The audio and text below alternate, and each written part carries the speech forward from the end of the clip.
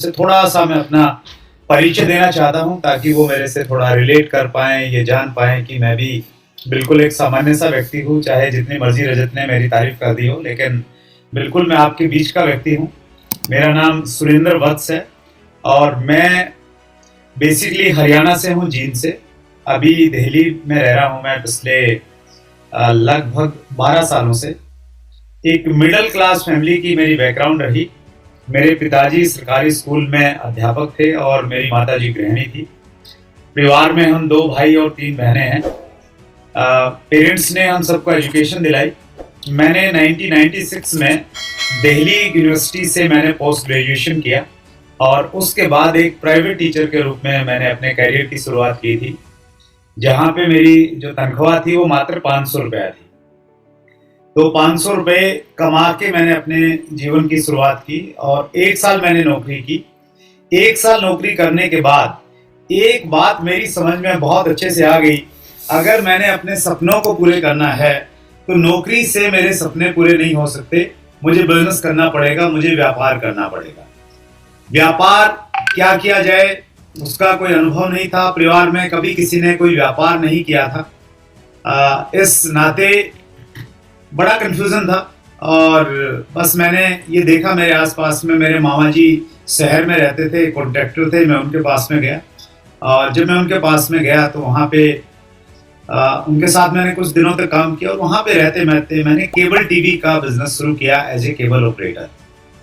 कुछ करना चाहता था, यंग था, अंदर बहुत सारी आग थी कुछ कर दिखाने की। तो केबल टीवी के बिजनेस को मैंने सीखा और बहुत मेहनत किया उसमें और उसके परिणाम भी आए। मैं ठीक ठाक सा पैसा केबल टीवी के बिजनेस से कमा रहा था, लेकिन मुझे उस काम में संतुष्टि नहीं थी। 2 मुख्य वजह थी। पहली वजह ये थी कि वहाँ पे पर्सनल अपने लिए बिल्कुल भी टाइम नहीं था, फैमिली के लिए टाइम नहीं था। दिन में भी हम लोग काम करते थे, रात में भी काम करना पड़ता था। और दूसरी वजह ये थी कि जिस क्षेत्र में मेरे केबल के कनेक्शन थे, उस क्षेत्र से अगर मैं कभी गुजरता तो लोग मुझे पीछे से आवाज लगाते और ये कहते, केबल वाले सुनना। और जब कोई आपको ऐसी आवाज से बुलाता है, जो शब्द आपको अच्छे नहीं लगते हैं, तो आप अक्सर उस आवाज को इग्नोर कर देते हैं। तो मैं भी उसको इग्नोर करने की कोशिश करता, आगे बढ़ता, तो फिर वो आवाज और तेजी से लगाते और जोर से चिल्लाते, केबल वाले भैया सुनना। और फिर मैं मजबूरी में, सबको मालूम चल जाता कि भैया केबल वाला कोई जा रहा है, मैं मुड़ता उनके पास में जाता और वो मुझे इसलिए नहीं बुलाते थे कि चाय ठंडी हो रही, आओ चाय पी लो।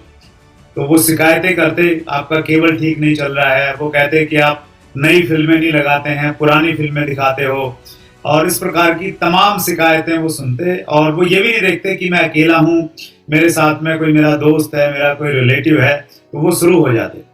तो वो स्थिति मुझे बिल्कुल अच्छी नहीं लगती थी और मुझे ऐसा लगता था कि मैंने कोई दूसरा काम करना है, ये काम मैंने नहीं करना। हालांकि पैसा बहुत कमा रहा था, अच्छी इनकम थी मेरे पास में उन दिनों। वो प्रॉफिटेबल बिजनेस था, उसमें कोई कंपटीशन नहीं था केबल टीवी के बिजनेस में। लेकिन वो मैं करना नहीं चाहता था और शायद मेरी बात से कुछ लोग रिलेट करें जो हमारे साथ में जुड़े हुए हैं। शायद आप कोई काम करते हैं, उस काम से आपको पैसा भी मिल रहा है, लेकिन आपको शायद संतुष्टि नहीं, आपको लगता है कि नहीं, कुछ ना कुछ आपकी ज़िंदगी से मिसिंग है, कुछ और आपको चाहिए ज़िंदगी में। तो ऐसी ही स्थिति मेरी थी। और बचपन में हमने एक कहानी सुनी होगी या अंग्रेजी जो पढ़े हैं उन्होंने उसको रटा होगा, क्योंकि अंग्रेजी हम लोगों को ज़्यादातर जो ग्रामीण क्षेत्र के बच्चे हैं उनको याद नहीं होती, रटनी पड़ती थी कहानियाँ, ऐसे, letters. Once there was a crow, he was very thirsty, he went here and there in search of water, but all in vain। तो ये जो प्यासे कौवे की कहानी है, इसका मोरल है, Where there is will, there is way। जहाँ चाह वहाँ राह। अगर आपको किसी चीज की चाहत है तो फिर आपको रास्ते मिल जाते हैं।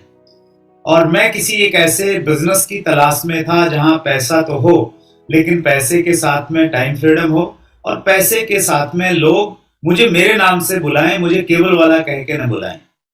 और उसी समय मेरे एक नज़दीकी दोस्त ने मुझे अपने घर पे बुलाया और कहा कि आप मेरे घर पे आइए, मैं आपसे कुछ बात करना चाहता हूँ। और मैंने पूछा उनसे क्या बातचीत है, तो उन्होंने बोला ऐसे नहीं बता सकता, घर पे आइए, घर पे ही मालूम चलेगा। तो मैं उनके घर पे गए और मैंने देखा वहां पे 3-4 लोग और बैठे हुए थे, और वहां पे मैंने पहली बार अपनी जिंदगी में 3 शब्द सुने एक साथ में, RCM, राइट कॉन्सेप्ट मार्केटिंग। सो पहला वो मेरी एक होम मीटिंग थी, और आप में से बहुत सारे लोग शायद होम मीटिंग करते भी होंगे। होम मीटिंग बिजनेस को तेजी से बढ़ाने का एक बहुत शानदार माध्यम है। आप बहुत स्पीड के साथ बिजनेस को बढ़ा सकते हैं। हमारे बिजनेस में एक बहुत लेजेंडरी पर्सनैलिटी हुए हैं सतीश पंडित, उनकी एक ऑडियो थी हाई स्पीड, और अभी आपको वो कहीं ना कहीं यूट्यूब पे मिल जाएगी अगर आप ढूंढेंगे। तो उसमें उन्होंने डिटेल से बताया कि होम मीटिंग कैसे करनी चाहिए और उसके क्या लाभ हैं। 20 साल पहले शायद उन्होंने ये टेप बनाई होगी, लेकिन आज भी ये रिलेवेंट है, आज भी इसका बहुत ज़्यादा महत्व है।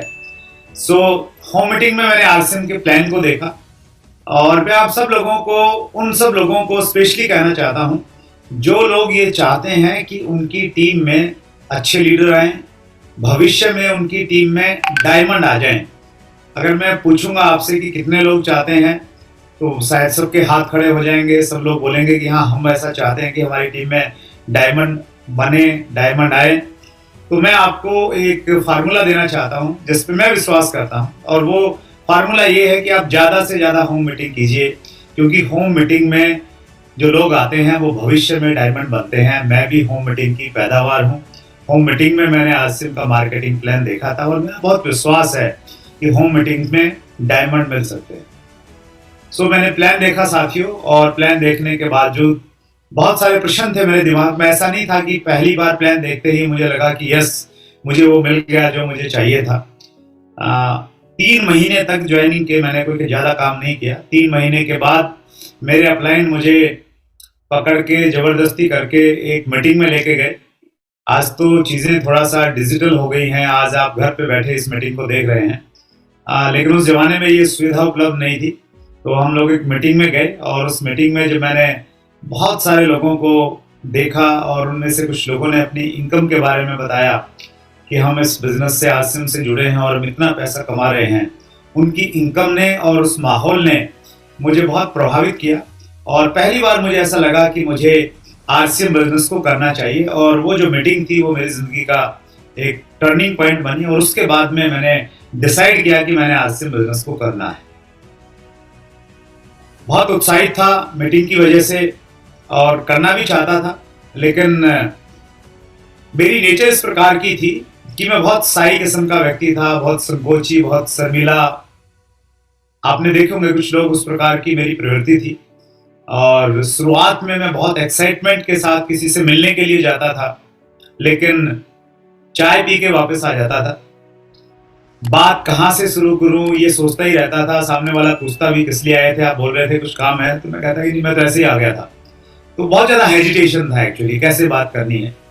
लेकिन हम सब के लिए अच्छी बात यह है कि हमारे यहाँ पे एक एजुकेशन सिस्टम है, हमारे सीनियर अपलाइंस हैं जो हमें सपोर्ट करते हैं, जो हमें हर वो चीज़ सिखाते हैं जो इस बिज़नेस में हमें आगे बढ़ने के लिए ज़रूरी है। अगर आप में से भी कुछ लोग मेरे से रिलेट कर रहे हैं, वो बहुत संकोची हैं, शर्मीले हैं, हेजिटेट करते हैं किसी में बातचीत करने के लिए, तो आप घबराइए मत। आप अगर इस बिजनेस से जुड़े रहे, एजुकेशन से जुड़े रहे, यूनिक एजुकेशन सिस्टम की ऑडियो वीडियो अगर आप देखते रहे, तो आपको हर चीज़ सिखाई जाएगी, आपका हेजिटेशन दूर किया जाएगा। कुछ लोगों में हेजिटेशन नहीं होता है, वो इतने ज़्यादा खुले होते हैं, इतने ज़्यादा बोलते हैं कि वो चुप ही नहीं रहते। तो अगर आपकी ये वाली प्रॉब्लम है, तो चुप कैसा रहना है ये भी ये सिस्टम आपको सिखा देगा। तो एक परफेक्ट पर्सन कैसा होता है, यहाँ की एजुकेशन और यहाँ का सिस्टम आपको सिखाएगा। और जब आप इस प्रकार की परफेक्ट पर्सनैलिटी बन जाते हैं, आकर्षक व्यक्तित्व आपका हो जाता है, तो फिर लोग आपसे मिलना चाहते हैं। जो लोग आपके साथ में आ गए हैं वो आपके साथ में काम करना चाहते हैं, काम करना पसंद करते हैं, और फिर आपकी एक अच्छी शुरुआत हो जाती है। सो आज मेरे बारे में आप कुछ भी जान सकते हैं, कुछ भी आपको भ्रम हो सकता है मेरे बारे में, लेकिन अगर आप 20 साल पहले मेरे से मिलते, 22 साल पहले, तो शायद आपको मेरे को देख के ये लगता, मेरे स्वभाव को देख के ये लगता कि ये व्यक्ति आरसीएम में कामयाब नहीं हो सकता और कुछ काम कर सकता है। सो ये इस एजुकेशन का परिणाम है कि मैं इस बिजनेस में न केवल मात्र पैसा कमा पाया, न केवल मात्र कि डायमंड की पिन मेरे पास में आ पाई, अपितु मैं जो भी कर पाया हूँ तो वो इस एजुकेशन की वजह से कर पाया हूँ जो मुझे इस बिजनेस के माध्यम से मिली है। और मैं आपको यकीन दिलाना चाहता हूँ, आपकी कुछ भी एजुकेशनल बैकग्राउंड है, कैसा भी आपका स्वभाव है, अगर आप समर्पित भाव से यहाँ पे आ जाते हैं तो यहाँ पे हर वो चीज़ सिखाई जाएगी जो बिजनेस में बढ़ने के लिए, आपके जीवन में आपको आगे बढ़ाने के लिए ज़रूरी है। और धीरे धीरे मैं चलता गया, उतार चढ़ाव आते गए, बहुत सारे अप डाउन्स रहे, और उन अप डाउन्स में बस मैंने कंसिस्टेंसी नहीं छोड़ी, मैंने प्रयास करना जारी रखा, और उसी का परिणाम रहा कि मुझे रॉयल्टी मिली, फिर मुझे टेक्निकल मिली, और जैसा आप देख पा रहे हैं मेरे पास में डायमंड की एक पिन है, डायमंड की पिन मुझे मिल गई। और मैं आप सब साथियों को एक भरोसा दिलाना चाहता हूँ, एक विश्वास दिलाना चाहता हूँ, अगर आप एक बड़े विजन के साथ में और बड़ी कमिटमेंट के साथ में आरसीएम बिजनेस में आए हैं और आरसीएम बिजनेस कर रहे हैं, तो यहाँ बैठा हुआ हर व्यक्ति, इस वीडियो को देख रहा हुआ हर व्यक्ति आने वाले समय में आरसीएम का डायमंड बन सकता है। आरसीएम में सबसे अच्छी बात क्या है, यहाँ कोई लिमिटेशन नहीं है कि कितने डायमंड किस शहर से बनेंगे, कितने डायमंड किस राज्य से बनेंगे। जिस प्रकार की संभावनाएं हैं हमारे देश में डायरेक्ट सेलिंग बिजनेस की, जिस प्रकार के प्रोडक्ट आरसीएम बिजनेस के पास में है, जिस प्रकार की कंपनी की तैयारियां हैं, उन सब चीजों को देख के बहुत सारे डायमंड आरसीएम बिजनेस में बनने वाले हैं। आप बन सकते हैं, बशर्ते कि आप लगातार काम करें, सिस्टमेटिक तरीके से काम करें, और अपने आप को थोड़ा अपडेट करते रहें, अपनी स्किल्स को थोड़ा बढ़ाते रहें, तो निश्चित रूप से धीरे धीरे आप भी इस मुकाम पे होंगे जिस मुकाम पे मैं